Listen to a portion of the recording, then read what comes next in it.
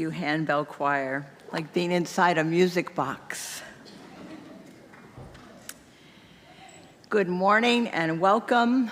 As we begin our worship service this morning, I want to remind us that yesterday, May 17th, was designated as International Day Against Homophobia. This marks the day in 1990 when the World Health Organization stopped defining homosexuality as a mental disorder. A few years ago, maybe even a few months ago, we might have thought it unnecessary to honor a day dedicated to fighting homophobia, transphobia. But now I believe most of us can see the importance of calling out all forms of identity-based hatred and violence. So today we say thank you to all those who rise up against homophobia and biphobia and transphobia, and let us remind one another that hatred has no home here. This morning we welcome the Reverend Sarah Gibb Millspaugh to our pulpit. Sarah serves as our congregational life consultant, and it is a pleasure to have her here with us this morning. Welcome, Sarah.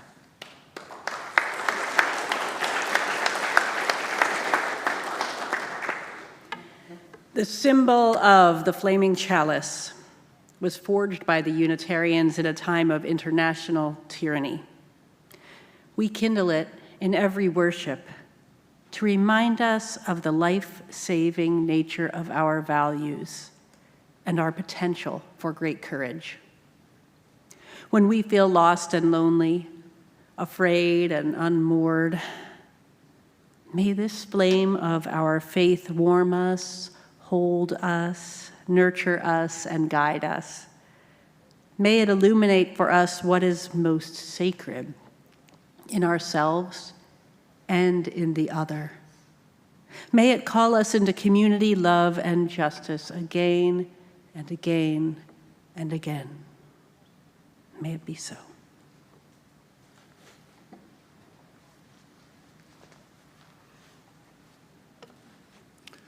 Con espíritu de reverencia, reconocemos que nos juntamos esta mañana en la tierra de los Kumeyaay, quienes continúan viviendo en todo su territorio.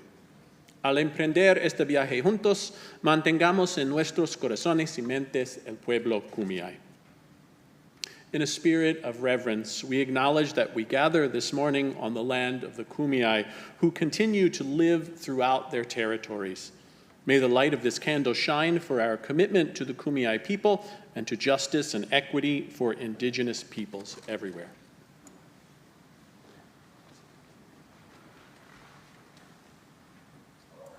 And now we invite you to rise in body or in spirit and join us in singing our opening hymn, Wo Ya Ya.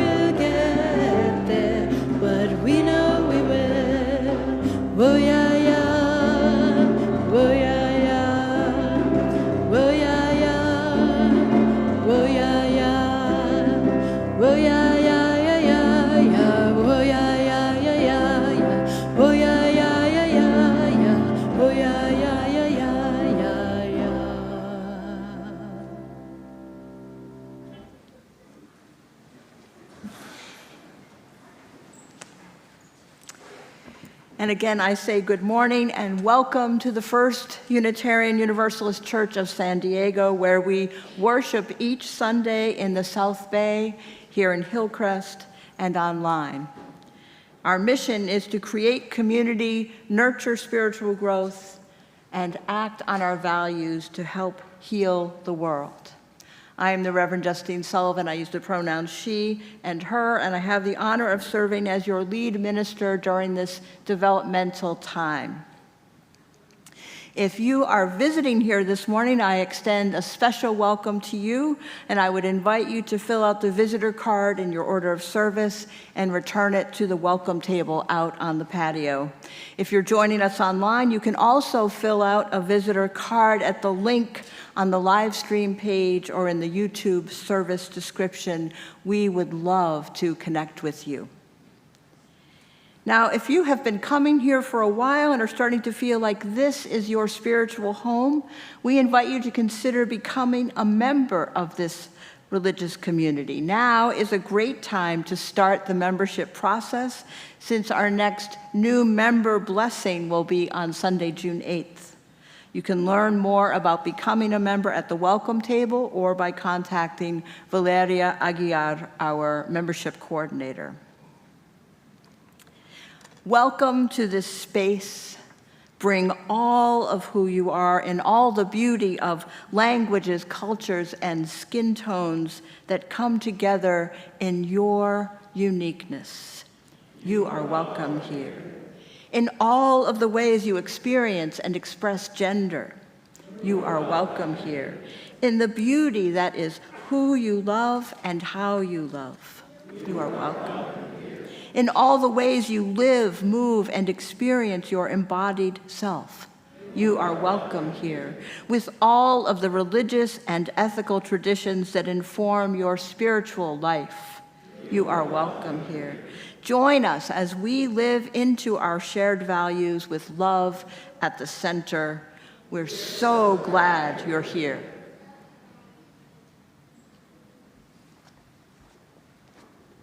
And now we invite you to rise once again in body or in spirit and join us in singing our church hymn in Spanish and in English, followed by the church aspiration.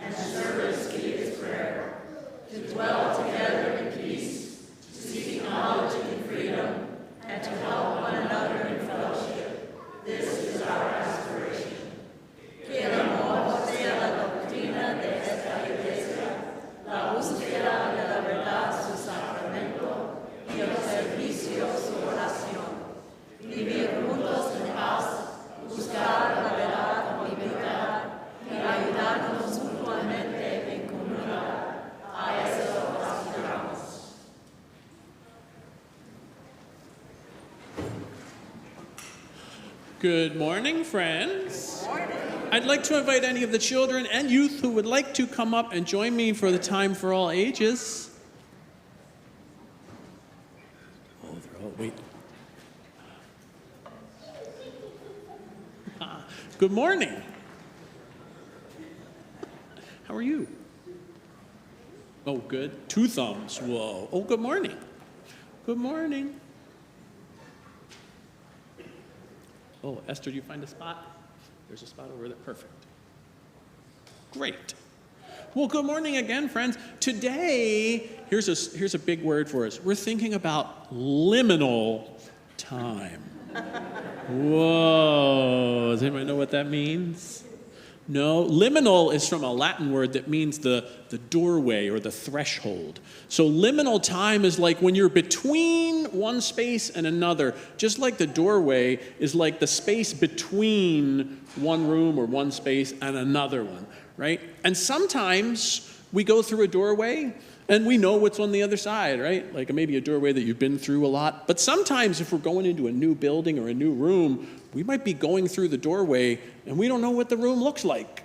We might not know exactly what's on the other side, and we have to sort of be in that space where we're in between one thing and another. So our story talks about that. It's called Whatever Comes Tomorrow. And the pictures are on the screen, so we can all see up here too. Tomorrow may bring endless sun or swirly snowy skies. Tomorrow may bring new hellos or difficult goodbyes. Tomorrow may bring loneliness or laughter with a friend. Tomorrow may bring words that wound or ones that heal and mend. Tomorrow may bring changes that are scary, strange, or new. Tomorrow may bring chances to embrace your truest you. Tomorrow may bring obstacles that seem too hard to face. Tomorrow may bring feelings that will need some extra space.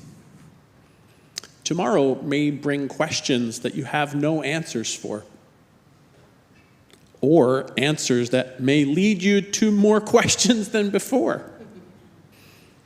Tomorrow may bring anything you have no way to know. And sometimes that uncertainty gives worries room to grow. They sprout and bloom, consume your mind. You want to run and hide. But you've confronted fear before and reached the other side. You can't control what happens next, the what, the where, the how. The only thing in your control is you, right here, right now. You take a breath, you close your eyes, you whisper, I am strong. You tell those worries in your head, I know I can, you're wrong. You'll know for sure, and when tomorrow disappears, becoming yesterday, you'll know for sure you can endure whatever comes your way. Tomorrow may bring laughter, love, confusion, fear, or fun, an angry, rainy hurricane, or peaceful seaside sun.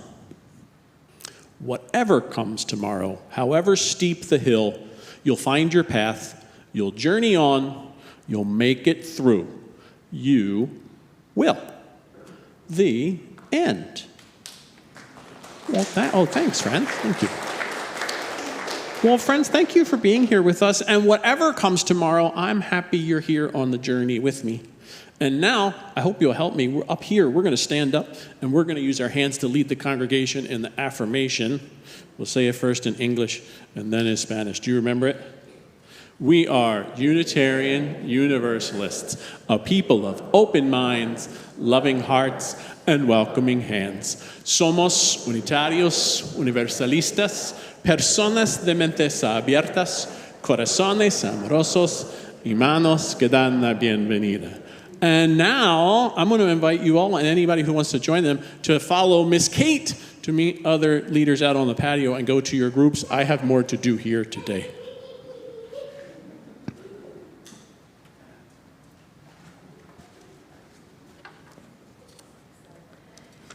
You know, up here, this is the best seat in the house. And one of my favorite moments is when we do the affirmation, and you all do it so beautifully. And so there's a lot going on in the world and here at First UU, so I encourage you to look through the calendar of events in your order of service, check out our website, read the weekly newsletter, the window that comes out, to keep up to speed on all the things that are going on in our community and here at First UU. A couple of announcements this morning. Lay ministers are available after the service to offer a listening presence. if you have a joy or a sorrow that you would like to share. And this morning, our lay ministers are Les and Michael, and they're wearing the yellow stoles. You can find them on the patio after worship. If you would like to learn more about us and see some of the many gems of this beautiful campus, I encourage you to take our campus tour after the service today. Marge and Keith, Marge is over here, will meet you right up here after the postlude and will be your tour guides. One of the ways that we live our values each Sunday is by sharing our offering with a local organization working for justice.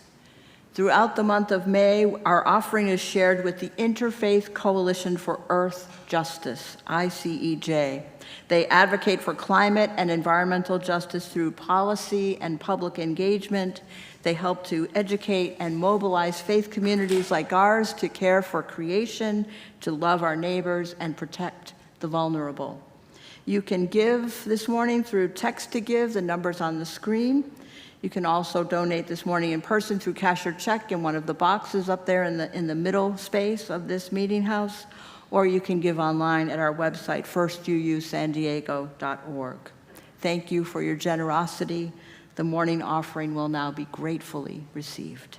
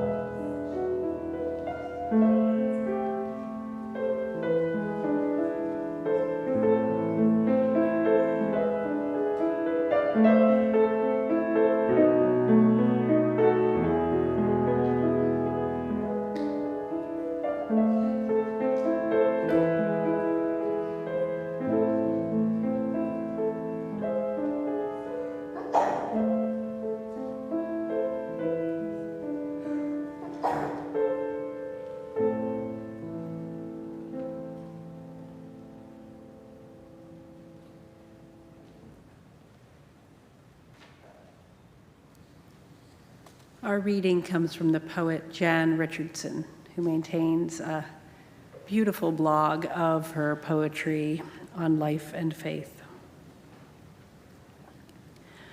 When you are lost in your own life, when the landscape that you have known falls away, when your familiar path becomes foreign and you find yourself a stranger in the story that you had held most dear, then let yourself be lost. Let yourself leave for a place whose contours you do not already know, whose cadences you have not learned by heart. Let yourself land on a threshold that mirrors the mystery of your own bewildered soul. It will come as a surprise, what arrives to welcome you through the door, making a place for you at the table and calling you by your name. Let what comes come. Let the glass be filled. Let the light be tended. Let the hands lay before you that will meet you in your hunger. Let the laughter, let the sweetness that enters the sorrow. Let the solace that comes as sustenance and sudden, unbidden grace. For what comes, offer gladness. For what greets you with kindly welcome, offer thanks. Offer blessing for those who gathered you in and will not be forgotten. Those who, when you were a stranger, made a place for you at the table and called you by your name.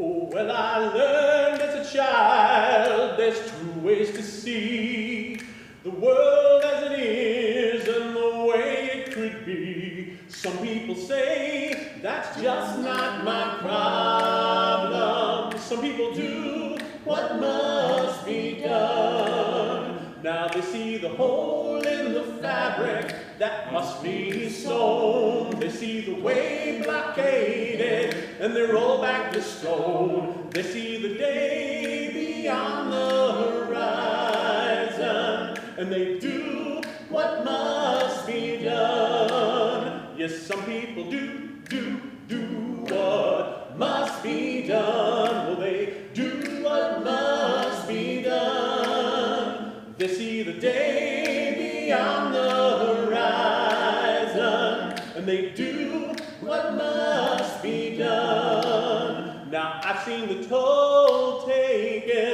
the tears that were shed. I've seen the journey started and the ripples spread. Some people say that's just not my problem. Some people do what must be done. Now they see the hole in the fabric that must be sewn. They see the way blockaded and they roll back the stone. They see the day beyond the horizon and they do what must be done. Yes, some people do what must be done. Well, they do what must be done. They see the day beyond the horizon and they do what must be done. Yes, some people do what must be done. Well, they do what must be done. They see the day beyond the horizon and they do what must be done. They see the day beyond the horizon and they do what must be done. They see the day beyond the horizon and they do what must be done.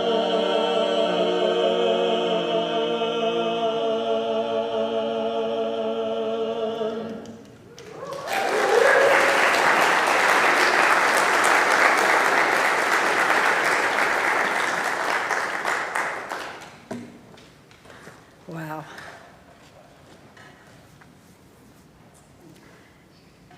I want to ask, have you ever been in a car in a thick fog? When it's in front of you, behind you, all around you, you can't see very much at all? Yes. It's so strange and so disorienting. Have you experienced that at sunset or after dark in the thick fog? Yeah, even more strange and even more disorienting. The landscape disappears and all that you can perceive is road and car and cloud. Driving home in February from a visit to one of our LA congregations, it was clear and sunny, and then I was going down the 5 just to that place where it meets the 1 near Dana Point, and poof, I entered a wall of marine layer. And it was like that all the way home to San Diego. And it was weird, it was dusk when I entered. Now dusk is a kind of a time in between anyway, sort of light, sort of not. But then it stayed dusk for like 50 miles because of the way the light was trapped in the fog.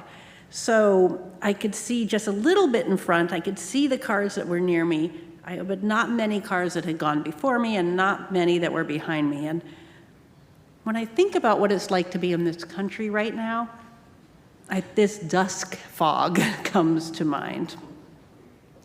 Unlike driving, we don't know exactly where this road leads. We don't know that our exit's coming up, right?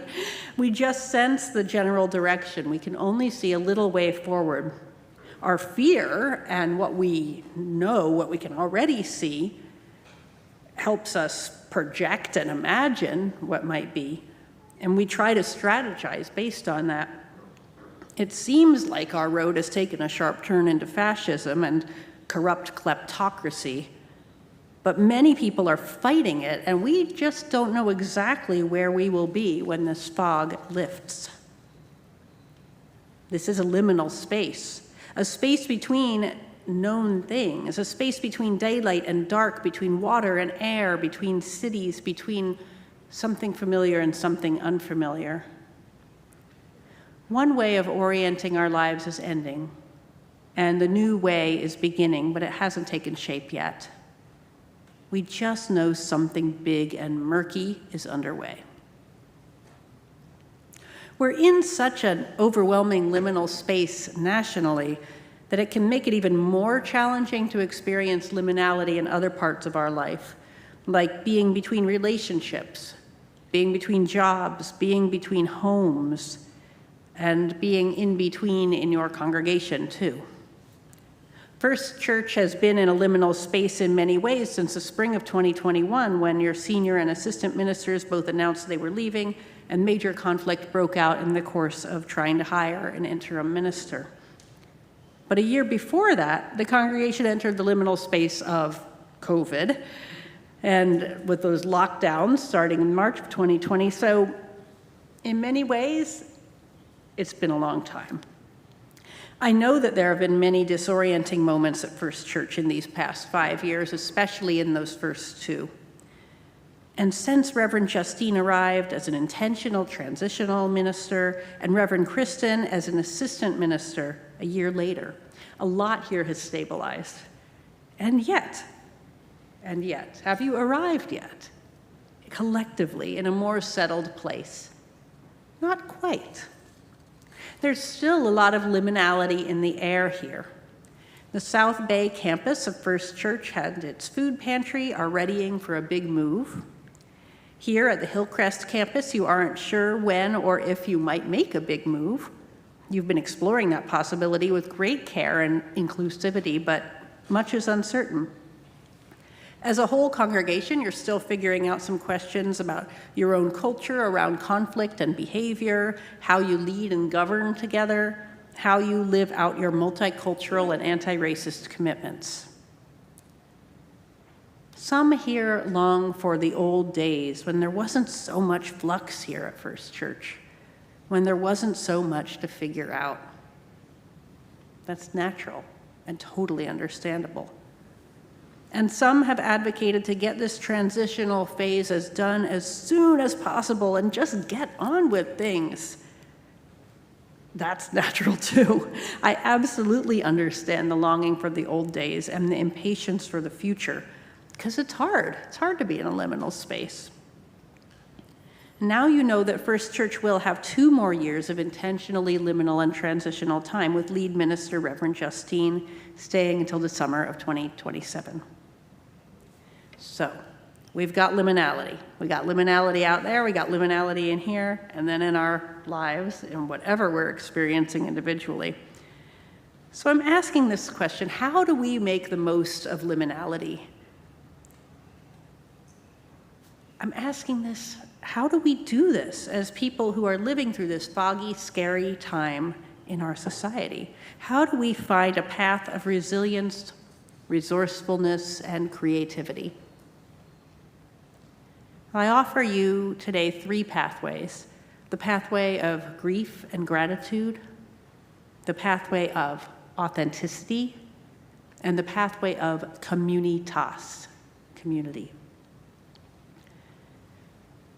Grief is our human response to the loss that once was. It's not so much a destination or a feeling, it's a process. It's a path. Grief is the path between the loss and the moving on. There are real things we loved about our lives, real things we could depend on, real people who were here that we have lost. In grief, I've learned our brains literally have to reconfigure themselves. Like the geography of our brain changes in the grief process. So it's not something that can be skipped. It's something that we have to do as a way of making it through and healing and becoming resilient. And there are ways of being and people that you have lost here and that we can't go back to. Grief is our pathway to healing from that loss, and all of the emotional experiences that come with grief, anger, denial, sadness, bargaining, acceptance, eventually meaning-making, that is the path. Really feeling it, honoring it, crying it out, helps us build through these liminal times and helps us build the self that is going to emerge from it.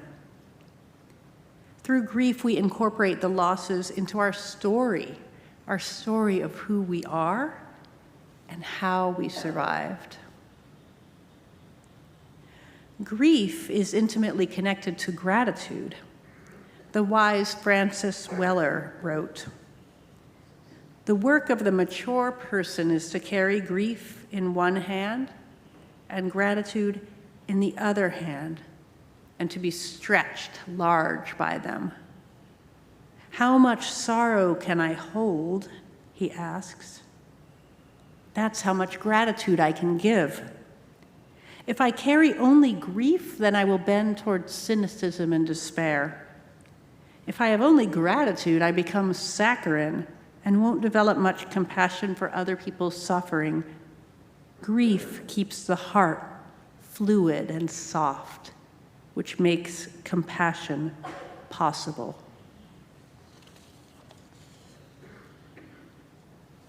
When we allow ourselves to grieve, it keeps our hearts soft.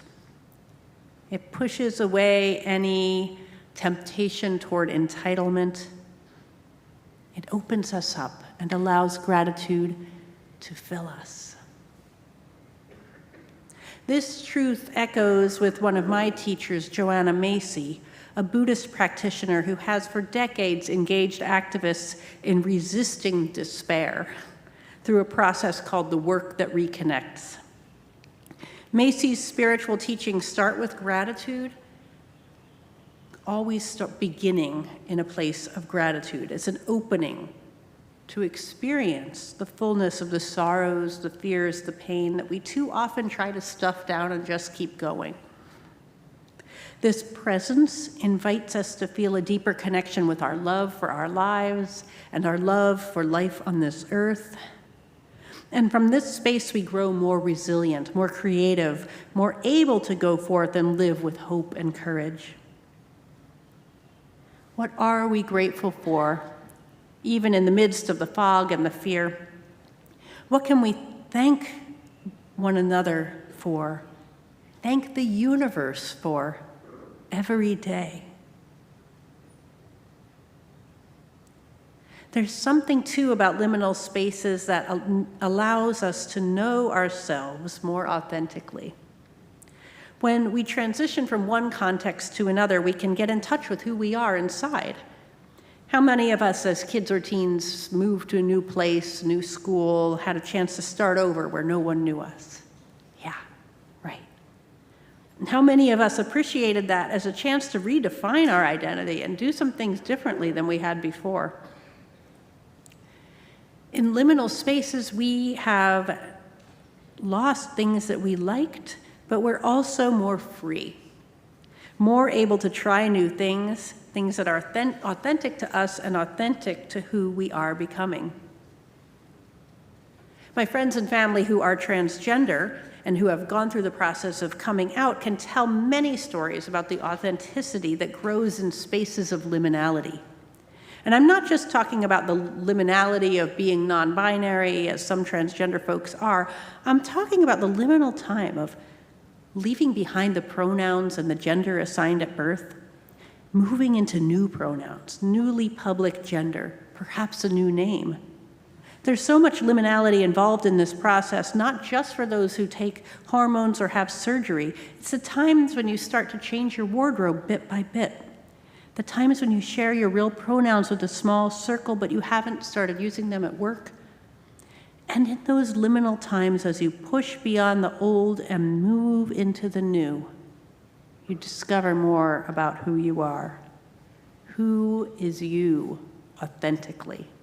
Who are you becoming?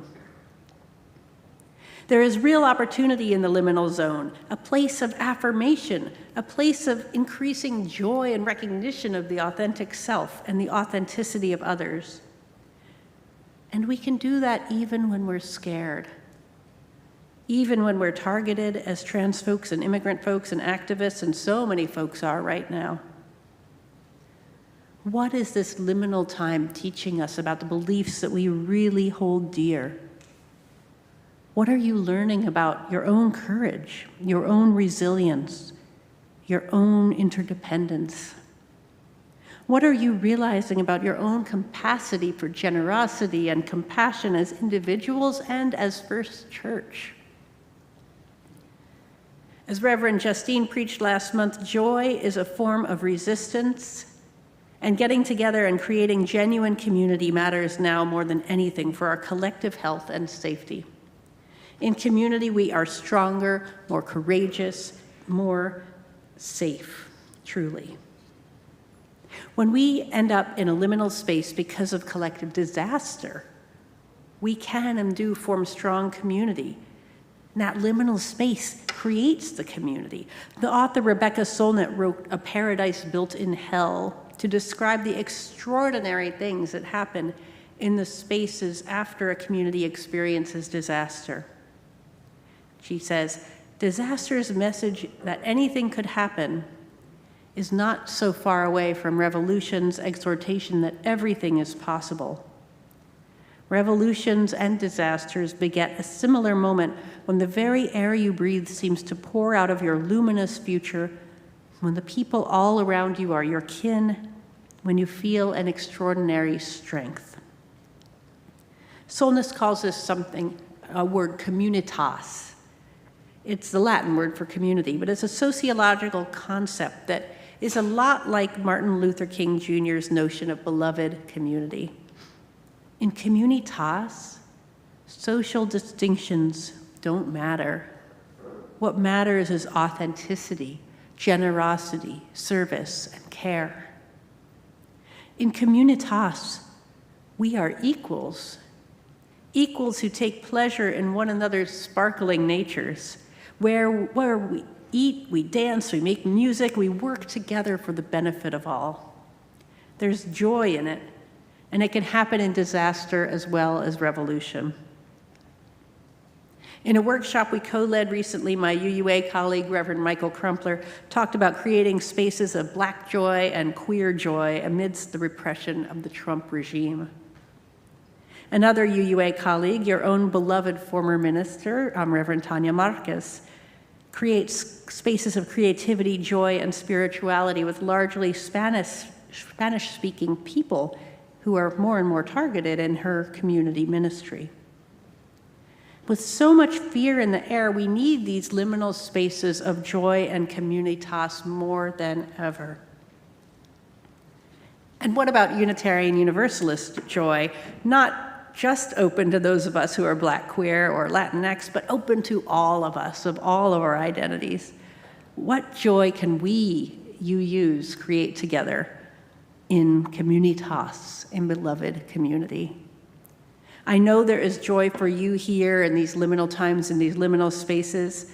I hear it about the food pantry ministry, creating those real human connections across what might otherwise be divisions, lighting up with the joy of sharing not just food, but hope. Singing together, praying together, ringing bells together, dancing together, marching together, side by side, building a multi-generational community where we can celebrate the new life among us and revel in the stories of our elders. There is joy in the possibility of dreaming together, of who we will be, how we will be, where we will be, unfettered by the limitations of the old.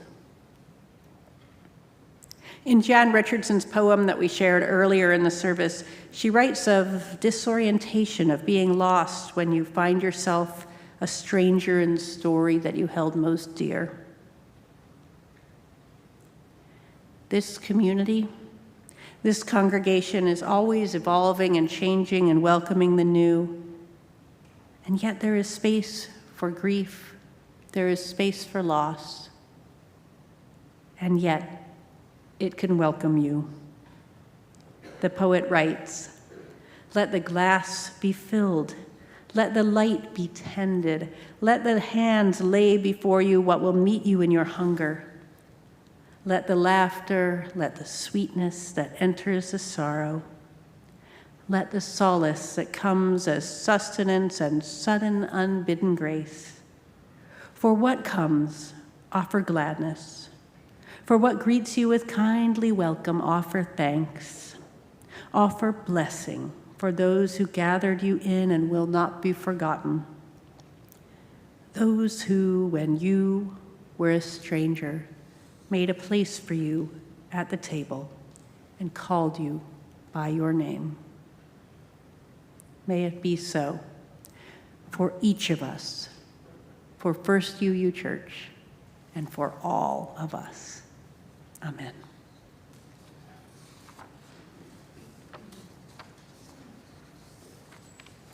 Will you please join in hymn 108, My Life Flows On, and you may rise in body or in spirit. I